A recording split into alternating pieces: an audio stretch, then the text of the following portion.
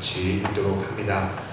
그러므로 주 안에서 갇힌 내가 너희를 권하노니 너희가 부르심을 받은 일에 합당하게 행하여 모든 겸손과 온유로 하고 오래 참음으로 사랑 가운데서 서로 용납하고 평안에 매는 줄로 성령이 하나 되게 하신 것을 힘써 지키라.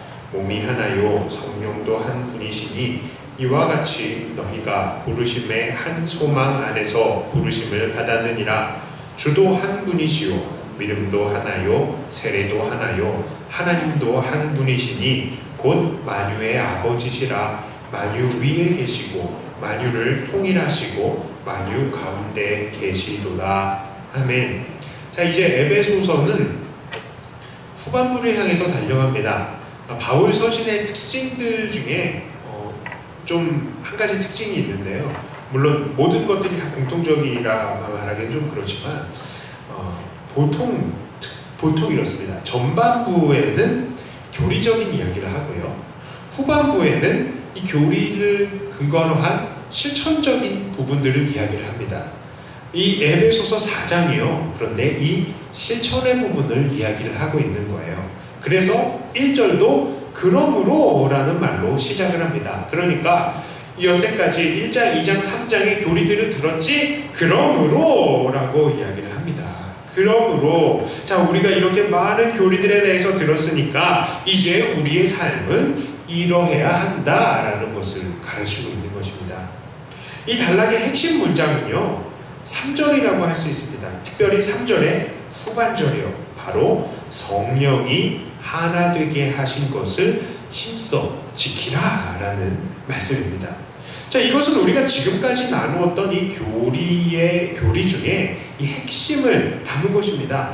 우리가 지금까지 들었던 에베소서를 통해서 들었던 교리가 무엇입니까? 바로 우리가 하나님의 비밀을 맡은 자들인데 이 비밀은 곧 복음으로 인해서 만물이 그리스도 안에서 통일이 될 것이다. 이것을 말하는 것이죠.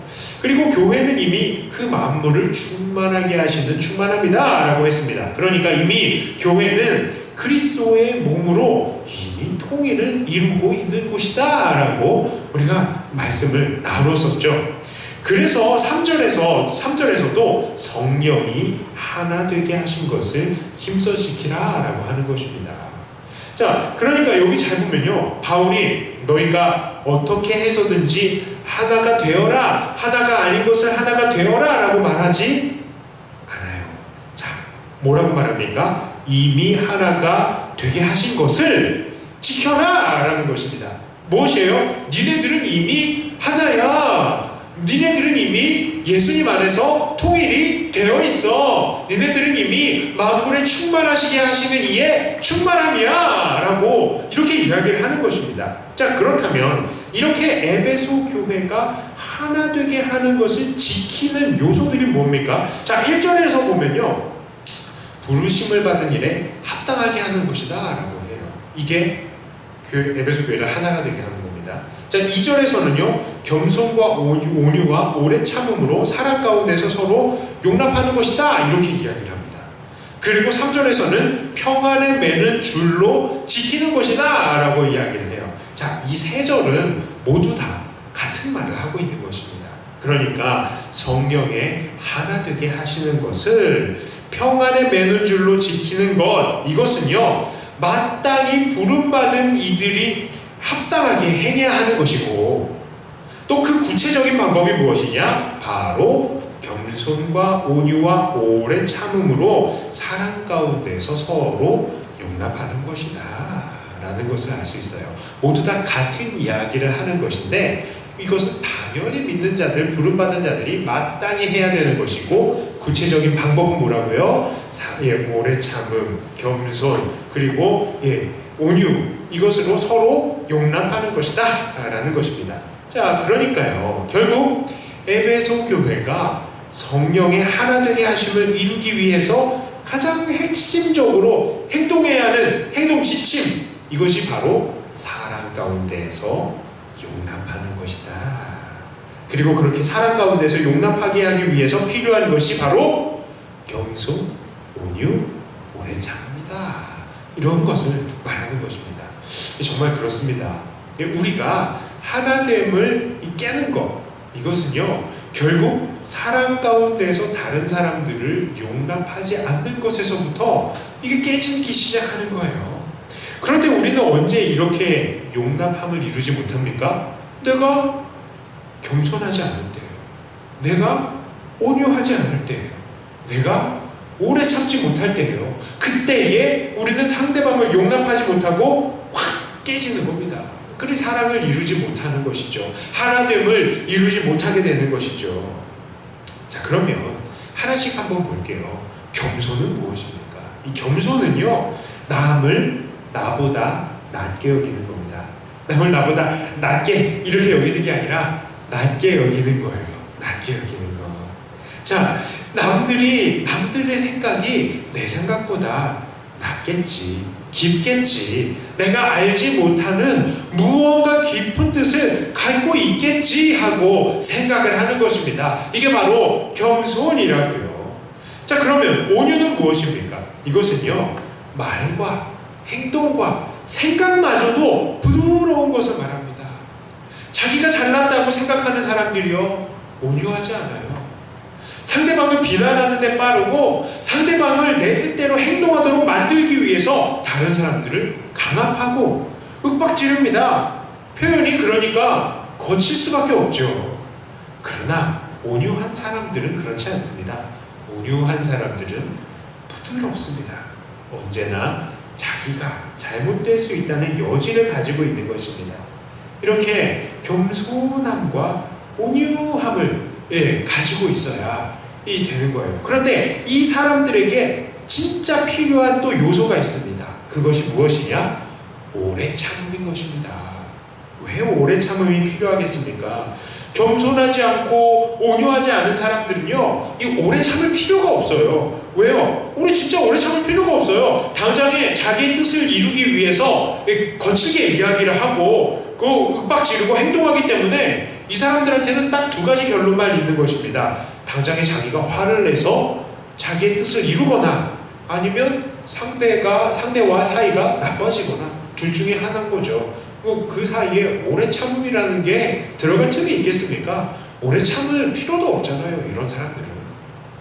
그러나 온유하고 겸손한 사람들은 다른 사람들을 설득하고 진리를 주장함에 있어서도 많은 시간을 들입니다. 이것은 그들이 진리를 포기해버린다는 말이 아니에요. 자기가 진리 위에 서 있기 때문에 진리가 아닌 것들이라도 분명히 자기의 의견을 밝힙니다. 그렇지만 상대방들이 이 진리 안에서 변화가 될 때까지 온유하고 겸손한 마음으로 오랫동안 참고 기다리는 것입니다. 이렇게 우리가 온유하고 겸손하고 오래 참음을 이루어낼 때에 우리는 다른 사람들을 어떻게 해요? 사랑으로 용납할 수가 있게 되는 거예요. 이 모든 절차들, 과정들을 이야기하는 것입니다. 그리고 이게 마땅히 부름받은 자들이 해야 되는 것이라는 것이죠. 자, 그리고 나서 바울은 다시 에베소 교회에 전한 진리를 이 4절에서 6절까지에 거쳐서 상기시킵니다. 바로 우리가 하나이며 성령도 한 분이시며 주도 믿음도 세례도 하나님도 모두 한 분이시다, 이렇게 말합니다. 특별히 6절에서 묘사하는 하나님은 만물 위에 그리고 만물을 통일하시고라고 말을 하는데요, 이건 의역이고 직역을 하면요, 만물을 통과하면서 계시고 계시고 또 만물 안에 계시는 하나님이다 라고 말씀합니다. 하나님이 어떻게 해요? 만물 위에 그리고 만물을 통해서 만물 안에서 계신다라고 말을 하는 것입니다. 다른 말로 하면요, 하나님은 우리를 초월해서도 계시고 또 하나님은 우리의 내재적으로도 함께 계시며 또한 하나님은 우리의 매일의 일상 속에서 우리와 함께 계신다라는 것을 말씀하시는 거예요. 그러니까 이 말씀은 지금 바로 하나님께서 만물을 통일하시는 방법을 말씀하시는 겁니다. 만물을 통일하시는 하나님 어떻게 계신다고요? 만물 위에, 만물을 통해서, 만물 안에서 함께 계신다는 것이죠. 하나님은 이렇게 만물 위에 만물을 통과하여 만물 안에서 계십니다. 그러니 이런 하나님을 믿는 사람들은 당연히 하나됨을 이뤄야 된다. 한 마음을 가지고, 한 믿음을 가지고 하나됨을 이루어야 된다라는 것을 말하고 있는 것입니다. 자, 이제 7절부터 16절까지의 말씀을 저와 여러분들이 한 절씩 나누어서 읽도록 하겠습니다. 7절입니다. 우리 각 사람에게 그리스도의 선물의 분량대로 은혜를 주셨나니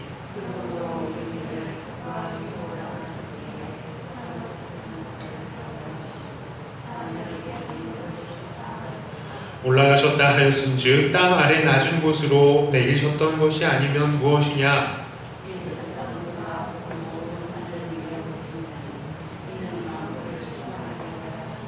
그가 어떤 사람은 사도로, 어떤 사람은 선지자로, 어떤 사람은 복음 전하는 자로, 어떤 사람은 목사와 교사로 삼으셨으니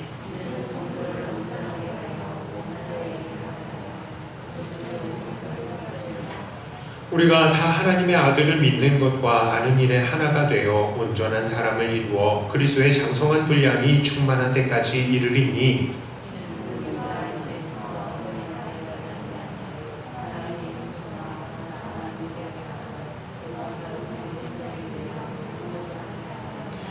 오직 사랑 안에서 참된 것을 하여 범사에 그에게까지 자랄지라. 그는 머리니 곧 그리스도라.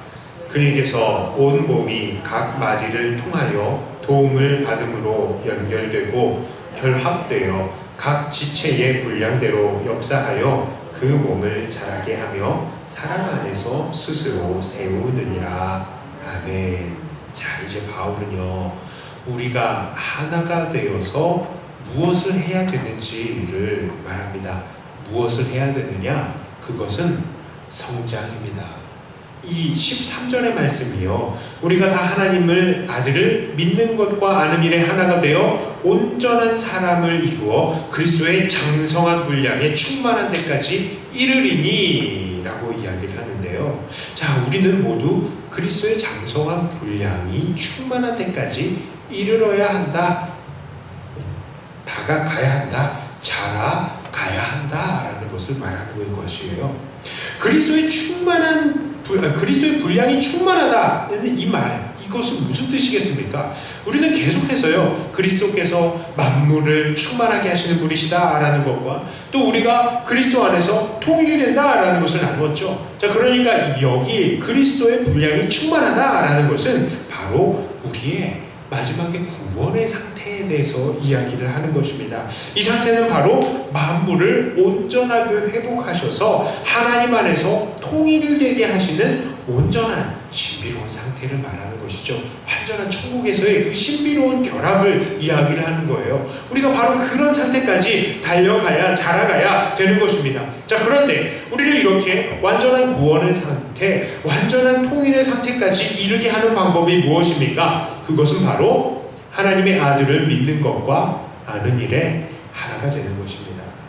교회는 서로 같은 믿음을 가져야 되고요, 또한 같은 지식을 가져야 된다라는 것입니다. 자, 그래야 교회가 완전한 통일의 상태까지 이르게 된다라는 것이죠. 자, 그리고 바로 이렇게 하나의 믿음과 또 하나의 지식을 갖는 것에서 자라날 수 있게 하기 위해서 하나님께서 세우신 것이 있습니다. 그것은 바로 말씀을 전파하는 자들입니다. 11절의 말씀입니다. 그가 어떤 사람은 사도로, 어떤 사람은 선지자로, 어떤 사람은 복음 전하는 자로, 어떤 사람은 목사와 교사로 삼으셨으니. 자, 하나님께서는요, 각 사람들에게 은사를 주셔서 그 은사대로 행하게 하시지만, 특별히 어떤 사람은 사도로, 어떤 사람은 선지자로, 어떤 사람은 복음 전하는 자로, 어떤 사람은 목사와 교사로 세우셨다라고 합니다. 그런데 이 사람들의 특징이 다 무엇입니까? 특징이 있어요. 모두 다 어떤 사람이냐? 바로 말씀을 전하는 역할을 하는 것입니다. 말씀을 가르치는 사람들이라고요. 이렇게 말씀을 가르치는 사람들의 역할은 무엇이냐? 잘 보면은 이 사람들의 역할이 나와 있는데요. 이 사람들의 역할은 각 사지의 관절과도 같은 사람들인 것입니다. 그래서 교회에 각 지체들이 있는데요. 이런 지체의 말씀들은, 이 지체들은요, 이 말씀을 가르치는 자들의, 이 관절과도 같은 자들의 도움을 받아서 결합이 되고 더욱더 온전하여져서 각 지체의 분량대로 역사할 수 있게 되는 것입니다. 그렇다면 이 교회는 왜 이렇게 한 몸이 되어서 자라가야 합니까? 그것은요, 14절의 말씀처럼 세상에는 온갖 사람의 속임수와 간사한 유혹이 넘쳐나고 온갖 교훈의 풍조가 몰아치기 때문입니다. 에베소는 음란한 곳이기도 했고 사업이 발달한 곳이기도 했고 이방 종교가 발달한 곳이라고 했습니다. 그러니 에베소 교회 사람들이 까딱 정신줄을 놓아버리면요, 이런 세상의 풍조에 단번에 휩쓸려 버리는 것입니다. 그러나 그들이 만일 말씀 안에서 자라서 이 믿는 것과 아는 것에서 서로 교회가 하나가 되어서 그리스도의 장성한 분량에 이르면 이런 세상의 풍파는 아무렇지도 않게 이겨낼 수 있는 것입니다. 그러니까 자라가야 되는 것이죠. 이 말씀 안에서 한 말씀, 한 지식, 한 믿음 안에서 자라가야 된다는 것입니다. 그래야 서로를 도와주죠. 뭔가 누군가가 서로 어딘가 하나 빠질 때에 서로 다시 잡아올 수 있는 역할을 해내는 것입니다. 그것이 교회잖아요. 자, 그렇다면 이제 이런 에베소 교회에게 주신 말씀을 오늘 우리의 삶에도 한번 적용해 보아야 하겠습니다. 오늘 본문에서 사도 바울은 에베소 교회에게 두 가지를 명했죠. 첫째는 하나가 되라는 것이고요. 두 번째는 이 하나가 되어서 자라가라 라는 것을 명령했습니다. 자, 그러므로 우리들도요, 힘써 하나됨을 이루어가야 하겠습니다. 특별히 오늘 우리는 사도 바울이 온유하고 겸손하며 오래 참음을 통해서 사랑 가운데에서 서로 용납하고 평안에 매는 줄로 성령의 하나됨을 굳게 지켜나가야 한다라는 것, 그것을 명했죠. 우리도 그 말씀을 우리 삶에 적용시켜야 되겠습니다. 그래서요, 저도 여러분들에게 권합니다. 제발 우리의 혈기를 죽이시기를 바랍니다. 혈기 부리고요, 성질 부리면 결국 혈기 부리고 성질 부린 그 사람만 손해입니다. 큰 소리 치고 원망하고 불평하면 그 소리를 가장 크게 듣는 사람은 누구입니까? 자기 자신이에요. 제일 크게 들어요, 그거를. 욕하면요, 그 욕을 자기가 제일 크게 듣는다고요. 사람의 몸이 얼마나 신기한 줄 아십니까? 사람이요, 스트레스 받지 말아야지 하지만 그 스트레스를 어느 순간인가 받지 않아요. 그리고 그 스트레스 받으면 분명히 몸에 이상이 옵니다.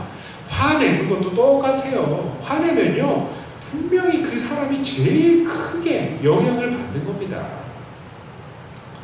자, 그리고 그렇게 소리 지르고 자기 주장 강하게 하면 사람들이요, 당장에 그 사람들 말을 들어주는 것 같죠. 하지만 그것은 정말로 그 사람의 마음에 동의가 일어나가지고 그렇게 들어준 게 아니라 그냥 논쟁하기 싫어서 자리를 피하고 싶어서 그냥 들어준 거잖아요. 그리고 나서 사람들은요, 그렇게 자기 주장 강하게 하는 사람들을 어떻게 합니까? 멀리합니다. 멀리해요.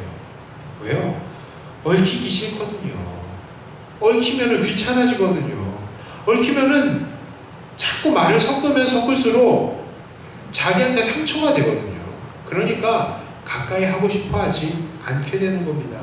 그러니까요, 우리 성도님들은 제발 우리의 혈기를 죽이시고 정말 남들을 나보다 낮게 여기시는 이 겸손한 마음과 이 나의 뜻을 펼침에 있어서도 온유한 마음을 가지고 온유한 자세를 가져야 하겠고, 또 그것을 이루기 위해서 오래 참고 기다릴 줄 아는 수고와 기다림의 사람들이 되어야 하겠습니다. 우리가 이런 태도를 가질 때에 비로소 우리는 서로 사랑으로 용납하며 온전히 하나됨을 이루어갈 수 있겠습니다. 그런데 이게 잘 안 되죠? 앞에 있는 목사는 오래 참는 사람일까요? 온유한 사람일까요? 겸손한 사람일까요? 절대 그렇지 않습니다. 저도요, 겸손하지 않습니다. 저도요, 온유하지 않아요. 우리 집에 아이들이 압니다. 저도요, 오래 참지 않습니다. 참, 말씀을 그래도 가장 가까이 대하고 오랫동안 이 말씀이랑 씨름한다는 사람도 이래요. 모든 사람들이 아마 그럴 겁니다. 그리고 여기에 계신 우리 성도님들도 저보다 더 열심히 있으신 분들도 계실 겁니다. 하지만 저도 장담합니다. 안 그럴걸요? 네. 그러나 우리는 이 길을 걸어야 합니다. 바로 온유함, 겸손함, 오래 참음으로 또 우리야 정말로 평안에 매는 줄로 서로 사랑으로 용납하여서 온전히 우리는 하나됨을 이루어야 하겠습니다. 두 번째로요, 우리는 한 말씀으로 성장해야 합니다.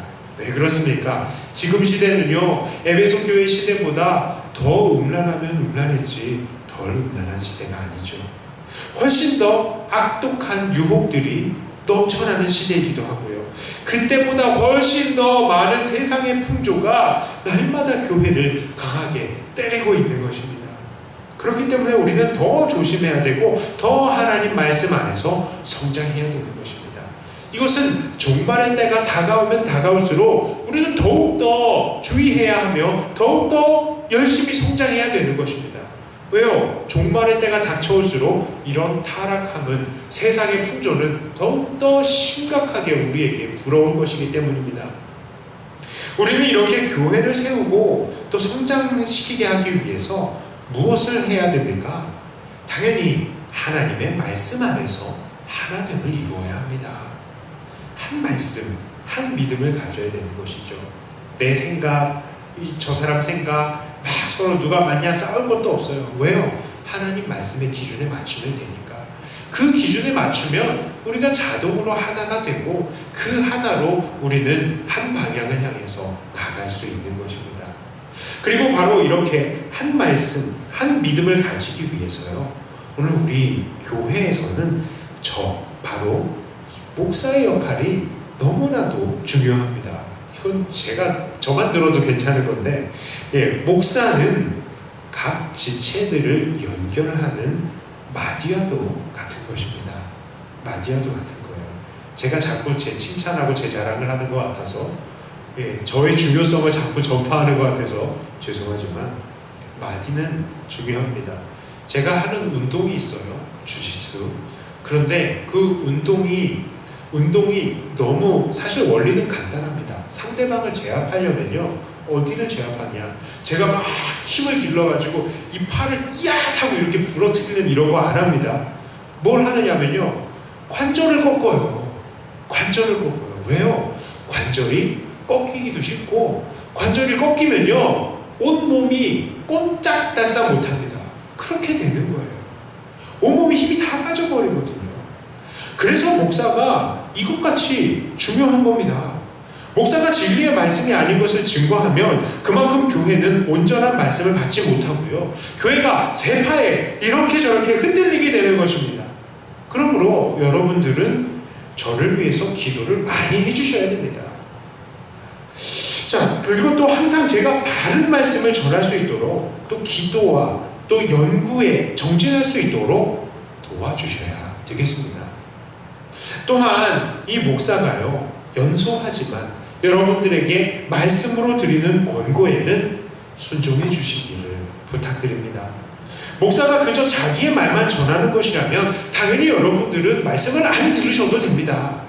그러나 목사는 최대한 하나님의 온전한 뜻을 전하기 위해서 연구를 하는 사람이기 때문에, 그리고 그 말씀을 통해서 교회는 온전하게 한 믿음을 가질 수 있기 때문에 여러분들은 부디 이 말씀이 하나님의 뜻인 줄을 믿으시고 말씀에 순종하시기 위해서 노력하시기를 바랍니다. 자, 이제 말씀을 마칩니다. 오늘 우리는 에베소 교회의 하나됨과 또 성장을 위한 바울의 말씀을 통해서 우리도 온유하고 겸손하고 오래 참음으로 사랑으로 서로 용납을 하며 성령의 하나 되게 하심을 굳게 지켜야 한다라는 것과, 또한 한 지식과 한 믿음으로 주님 안에서 자라나서 이 세상을 이겨나가야 되겠다라는 도전을 받았습니다.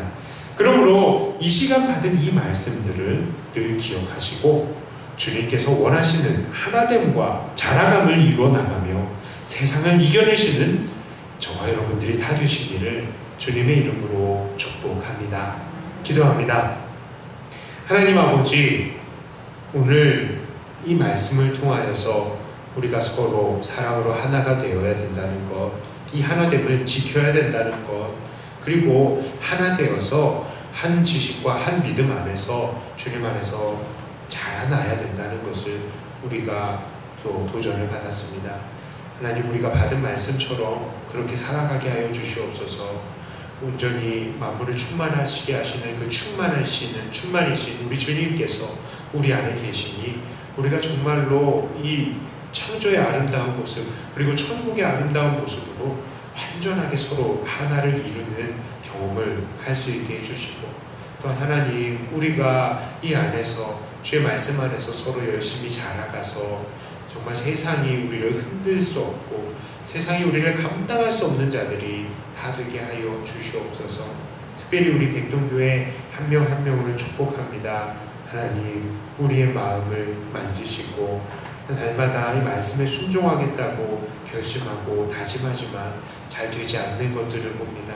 주님, 우리의 혈기가 살지 않게 하여 주시고 오직 내 안에 예수님만 사시고 예수님만 말씀하시게 하시고 그 말씀을 통하여서 우리가 자라게 하여 주시옵소서.